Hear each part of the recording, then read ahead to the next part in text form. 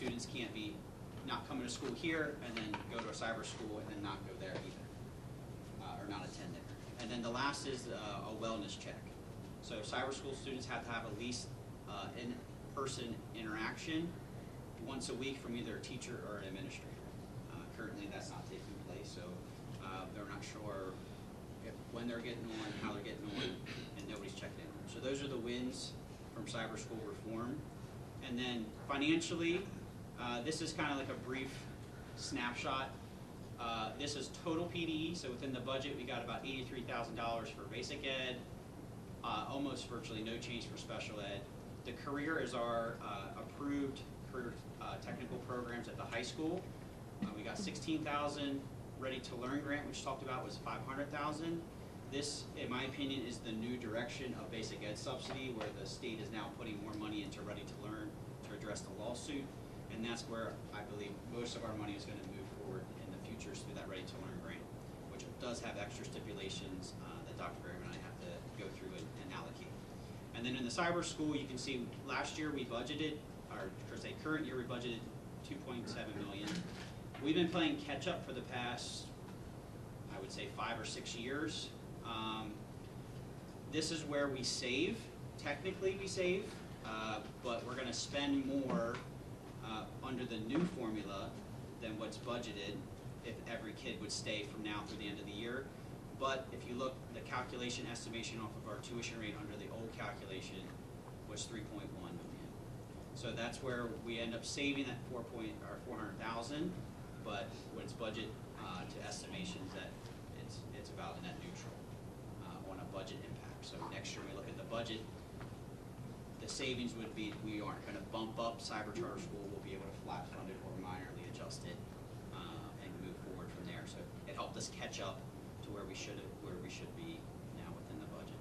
And then you can see the deficit was just shy of 2.5 million, and with all the add-ons of the 500,000, we jumped to 1.9, so just under the $2 million deficit there when we look at the current budget. Did you say this takes effect next school year or not this school year? I believe the notes were it's effective for 25-26 school year, which would be starting now. The weird part about the tuition rate, it's off of last year's budget, so there's some confusion if it's going to be next year with next year's budget or this year. So this is where I'm saying, from what I understand, I think it's this year, but there's not real clarity yet since PD is scrambling to get all their approved budget items to us and vetted and stuff. So we believe it's this year, but until we hear officially, we won't know that. So that's where that would be. Any questions on the cyber charter reform? Tom, would you go back a slide or two? No, right there is fine. From my perspective, it's a step in the right direction, more accountability from the cyber charters, especially with residency and making sure kids are at least logging on, even though we don't know who exactly is logging on. I'm disappointed in the 1.89 for special education. I think that might have been on the previous slide. But there it is, yeah. I really would have preferred the tiered system that they were talking about. Again, when cyber schools are identifying kids from regular ed to special education that are coming from the typical face-to-face public school into cyber, it's amazing how that really is a windfall for them, and it's just really disappointing because a kid that needs minor services, maybe a half an hour a week for some hearing loss or some language arts remediation or whatever, compared to someone with multiple disabilities, is going to be treated the same way at 1.89. It used to be over 2.0. Habitually truant, do we have any direction? I think I heard 6 days was considered habitually, how they're defining habitually truant. 6 illegal days. Okay. And they're still working on the forms for residency, and they're still working on the forms for the habitually truant. So that'll come from PDE. Yeah,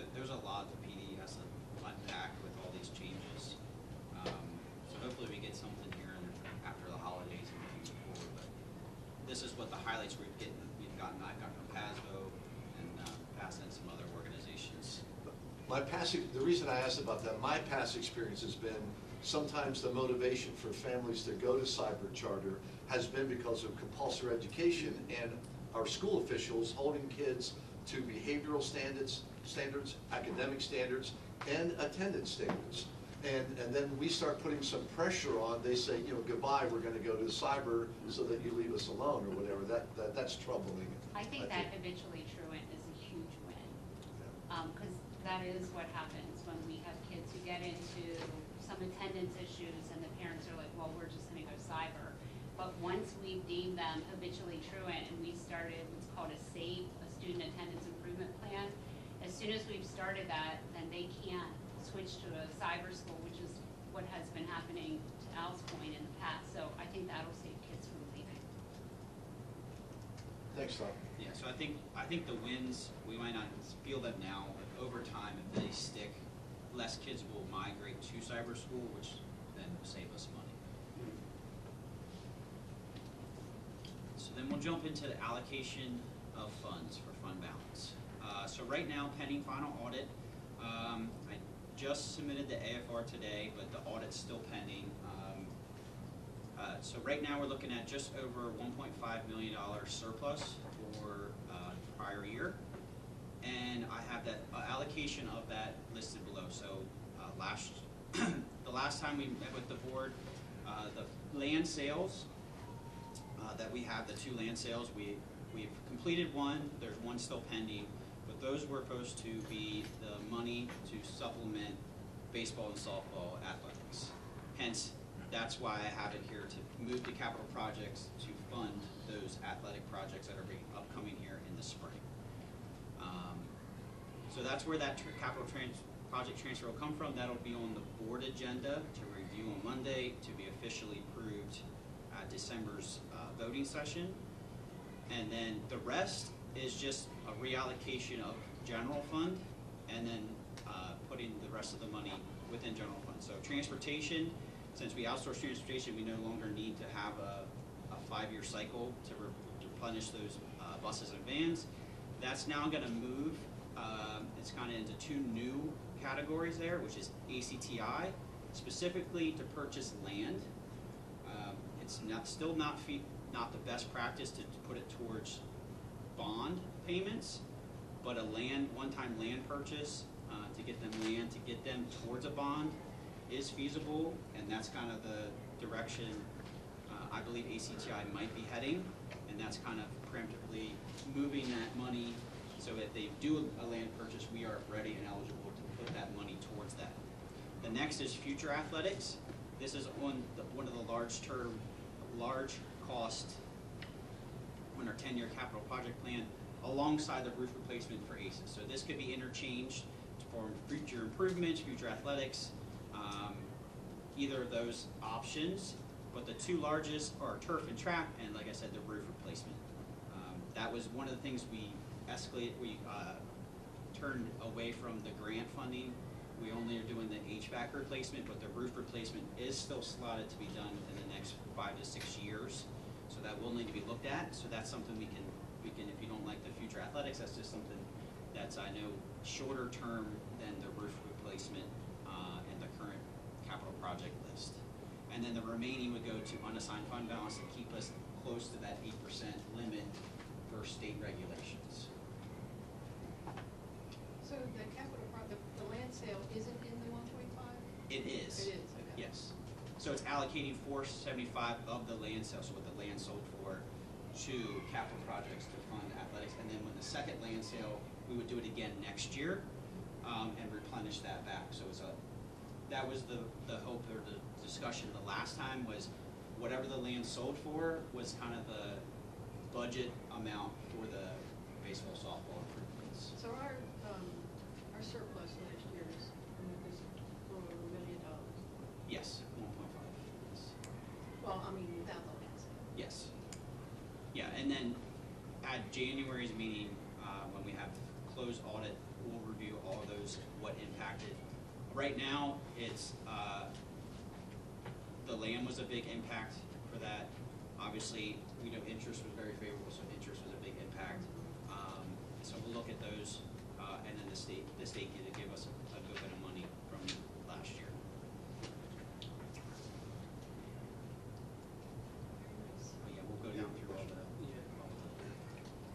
are we, or maybe you're gonna wait. Well, the next slide's a total look and moving forward based off of tentative, like what the board has projected that they want to move towards. So if you want to jump to the next section. So the next one here, if you can see the top above that first yellow line, that's as of last year. And what the board did, the board moved that 3.2 million. You can see behind my head here, when I'm circling the 3.2 up here, that's what we moved to capital projects to fund the grant, our portion of that grant funding. And then you can see here the land sale 475. That lighter color blue is all capital reserve, capital projects. And you can see the activity that was approved last year, and then what we had for if all projects were approved this year. And then you have the land sale again, and then the facility grant, athletic improvements, and what that would pull from fund balance looking next year ahead.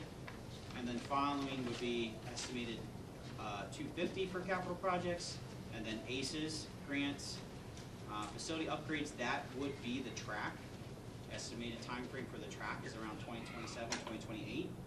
And that would pull from fund balance. So we're going from just shy of just over 6.2 million down to 1.2 over the next couple of years, spending those funds and have those allocated out. This 1.2 is where we typically sat prior to all these improvements. We've been escalating. We've sat around 800 to 1.2 in any given year, depending on what the capital projects list, I guess, scope cover. So that would get us back to a normalcy in 2027, 2028 time frame. We had a really big surplus last year too. Yeah, that was like a product of a lot of stuff, but federal funding helped a lot of districts get back ahead in capital fund balance. So that's the capital reserve. Do you have a question on capital reserve or the general fund? I'll jump to the general fund side. Go ahead. So then the general fund side, we want to focus on to the right half of the black line. So the very first column's unassigned fund balance. We're sitting just under that 8% with that 3.3 million in that second tier mark. And then the allocation that I talked about in the prior slide was 500,000 for technology, 6.1 currently for middle school, high school project, 1.5 healthcare, removing the transportation and then adding the two subsequent ACTI land and athletic projects. If you note the next section down, the board did approve using fund balance for technology to do the Apple lease. So it would technically be 3 years. I only have 2 years shown, so that's 43,500 pull from tech reserve, and then utilizing at this point, estimating the full use of fund balance towards the project. So we're hopeful not to, but right now we don't have information of what we're going to save to be able to estimate that. So the best estimation is just to say that it's all expended. So that's where we're going to move down from now to the left half of that black line, from 12.1 million down to 4 million. Now it does take into account the deficit in that third column there at 1.9, which I showed in the prior slides, showing that deficit if it would hold true at the end of this fiscal year, based off estimation. So that's just the, but we don't. So right now it's the best placeholder we have for that. So that's fund balance in a nutshell, and what it looks like the next 2 years forward. Quick question. You mentioned 8% a couple of times. Yeah. Is that our recommended amount we want to have in our savings account or fund balance, or is that by policy? Some districts have policy. So by policy, we're supposed to be above 5%. State limits 8%, and it's only focused on the unassigned portion, not the assigned portion. So that 3.3, that second column there, that is where we're at, like 7.8%. So yes, we do have a policy that says if we did below 5%, the board would then come together and find ways to get back up above 5%. Okay. Thank you. Mm-hmm. Cyber schools could have 50% fund Yeah. balance, I guess. I've seen humongous amounts of fund balance in cyber schools that have Tom, do almost we no need to overhead. decide tonight, like, what allocations we're recommending, pushing? Unless we can reassign any general fund.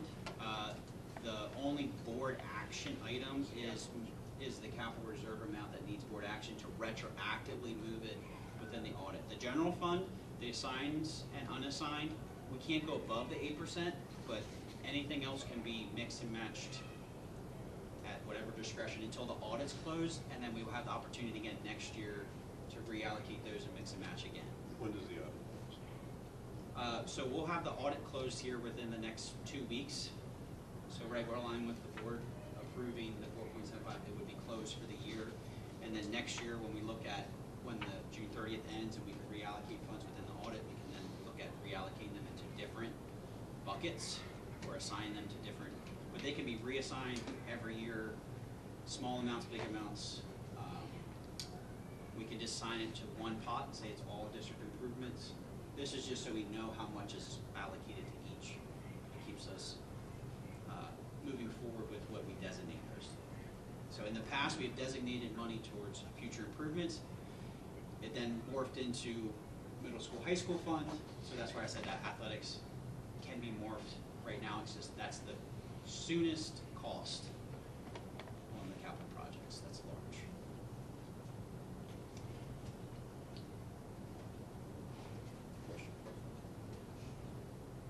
So the future athletic projects is gonna be a separate fund from the capital. Right now, it's just allocating funds. If the board would say we're gonna move forward with a track, I would then say, let's move that to capital reserve and pay it out of capital reserve.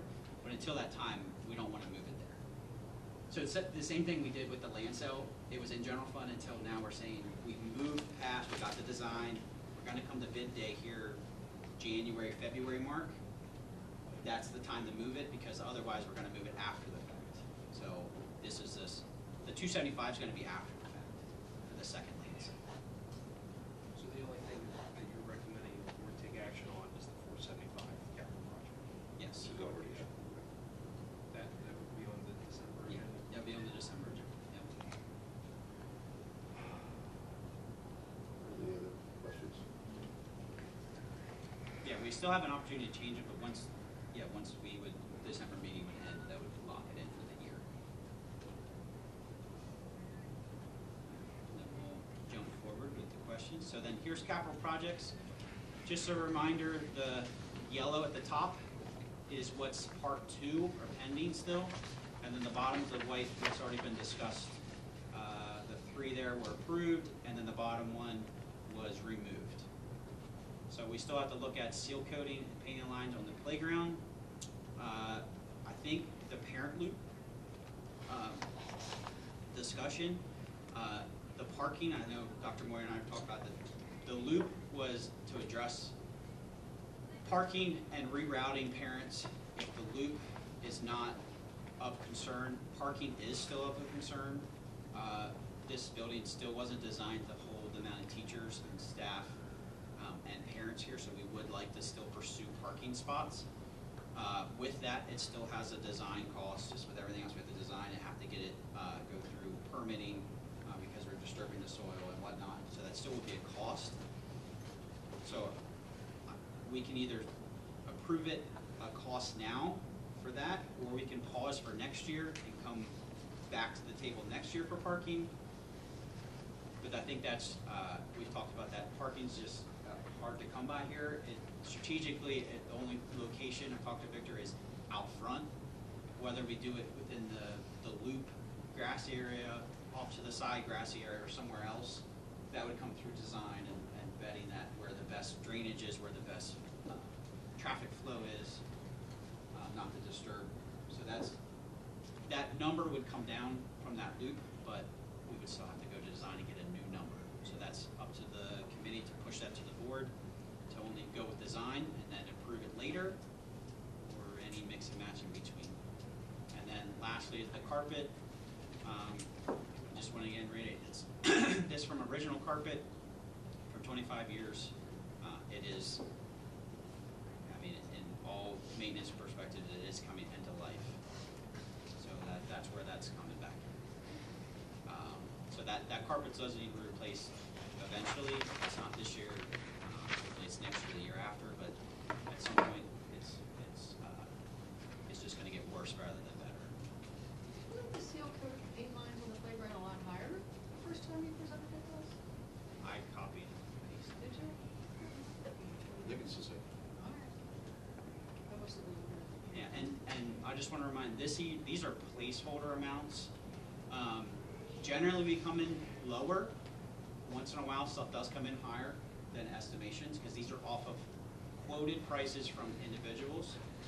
But if we go out to RFP or bid, sometimes they come in higher. So just want to let you know that this will be a secondary, this is a approval that we go out and get numbers, and then a secondary approval will come when the official contracts come. And if it's above higher amount, I always have a secondary approval that says you're willing to go higher, and then we approve that.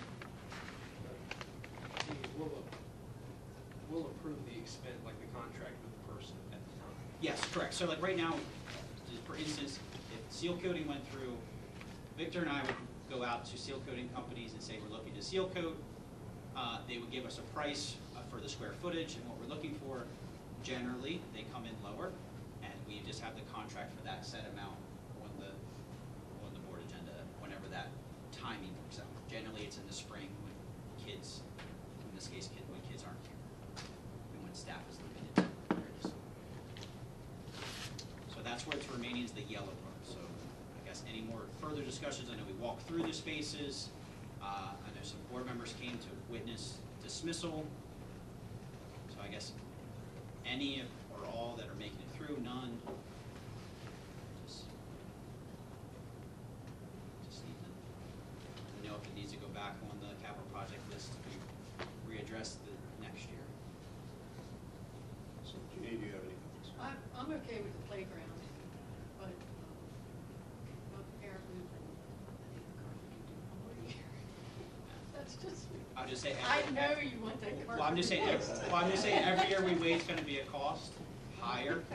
I know talking with Victor, the water wheel, it didn't make it. It's still functional, but we probably put $2,000 into it to make it work, and it was $16,000. So each year it's going to cost to keep it going and to keep maintenance in it. As long as you can walk across. We didn't give Victor, I thought we gave Victor the water wheel. Nope. Did you know that? Yeah. So Because Why remember, wasn't that on the? because new water wheels aren't as well made as they were back then. I think the consensus was if it's still working, keep using it rather than preventatively replacing it, because we knew it was getting old and obsolete. I think he makes it up. I was just wondering, where is this water wheel? Have you ever seen the baseball where it's shooting out the Oh, water and the it reels water's the itself in? field. Oh, gotcha. It does Okay. there in the track. and He's stuff. thinking of a Which middle that that goes one, around. that one's also 20+ years old. Gotcha. And we knew it was going to start costing us Okay. more money. Yeah. All right. You have any thoughts on thinking else? Well, Oh, I'm sorry. It's up to you two, because you can, Well, I'm good with the seal coating and the playground. I'm a no to the parent loop. And I'm thinking that. A no to what, Nick? I'm no to the parent loop. he wants the carpet. I think that after doing a walkthrough and seeing the bad way shape that the carpet's in, and literally ripping up underneath people's desks and chairs and, however, so I'm good with putting it on the list. If we can't get a reasonable pricing from contractors, then we might put it down at that point. Okay, for now, putting it on the list. I'll just let you know, Victor and I will vet everybody. If it's not within a reasonable amount, so just for instance, if it's not within a couple thousand of this approved number, we would just say no, and I would let the board know that we couldn't find prices, we'll come back. So I'm not gonna bring something if it's unreasonable. Now, if we get multiples and they're all within the same ballpark, that might be a question the board is, we just missed the estimation. And that might be a different conversation, but yes, we would not. So, It's up to Steve. Chair Yerger, I would just recommend that we do get the seal coating, the seal coat and painting lines on the playground strong configuration. I would agree with Nick. I've been out there on multiple occasions now. I don't think, and I've seen a lot of schools and dismissals and arrivals and so on. I don't believe we really need to reroute that parent loop. I was actually pretty impressed with how quickly we get kids dismissed in such a large building as this. I do think we need to give strong consideration to adding some parking here. I don't want to take, I think we need to really involve staff here, that we don't take any of the physical education grounds, the green grounds that the kids are using for PE class, and so I think that's important that we involve the staff here. But additional parking is really needed. But then that needs to be extracted from the whole 115. Yeah. Well, We don't want the parent. I think that's what Tom said. Yeah. And then also, you know, replacing the carpet. My fear is with inflation and so on, you can pay me now or pay me later. We know it's 25 years old. I think we give that consideration as well. Just my 2 cents. Okay, so, I said recommendations to the committee. so move the carpet forward. Okay. What did you say? Move the carpet forward. Make sure you tell them that everybody. The playground reseal, move that forward. That's, you know, consistent with me. So- Tell Karen Haynes and Jen that Amy said no. They might not let you in the door anymore. So just to circle back on the parent loop, is it a no, we don't want it at all? Is it, I'm not sure the parent loop, the parking issue. Do we want to say it's not a now? Do we want to say, Victor and I look at it further to get a better estimation for next year? Like, I don't want to, it's going to come back. Parking's always going to be a problem here, but I just want to know the direction of, are we placing it next year to discuss and vet, or is it, do we proceed now and then we come back to it at a later time with costs? I just want to get a, How many years has this been a K-5 building? since 2016? So that's almost 10 years that we function with the parking situation the way it is. I would say, like I've said before, it's been a conversation. Yes, I think anybody can manage with what they have, but on back to school nights when we have parents parking every which way for having their spots, when we have athletic events here and they're It's like parked that up. in the middle school too. Well, the middle school isn't. But I would say even on a daily basis, When there's field- sometimes. when there's field trips here and parents are coming, staff does not have parking. There's several times I'm parking in the grass on a regular day. So In the staff walkers. Sometimes, sorry. Maybe So- we could run a shuttle bus. So I know it's not every day, but there is a lot of days throughout the year that we are looking for spots and people park where they're not supposed to park. Is that 5 days out of the year, 7 days out of the year? But you know what, here's my issue with the whole I've thing. never had to park. Tom, here's my issue with the whole thing. We don't want to take away those green areas in the back where you guys were planning to do that loop. Because first of all, that's part of the story walk, and the kids go out there and play. And then behind the parking lot that's on the side there, that is probably marshy. Like, that's gonna be an issue. Yeah, So so- where would you put it? So the 2 spots, like I said, would be within the loop. There's the green section in the loop. Be very similar to how the high school has parking. No, they use that section in the, I But won't agree to that I would at say all. there's also, They do the Easter egg hunting there and everything. there's a very viable that we use for soccer out the side that's not utilized for PE, which could be. So we do have other green spots that if we took, take some away from parking, that we wouldn't impact PE. They just prefer these 2 spots out front rather than the one in the back. We did look at that when we were looking at parking. That's why we suggested having parking over here between us and the houses, because it had the least amount of impact to PE. They can still use the loop, they can still use the one out back, but they would lose this little section over here off to the side. And that would be where we would probably first look to see what it would take to go back there again to add parking. But there are several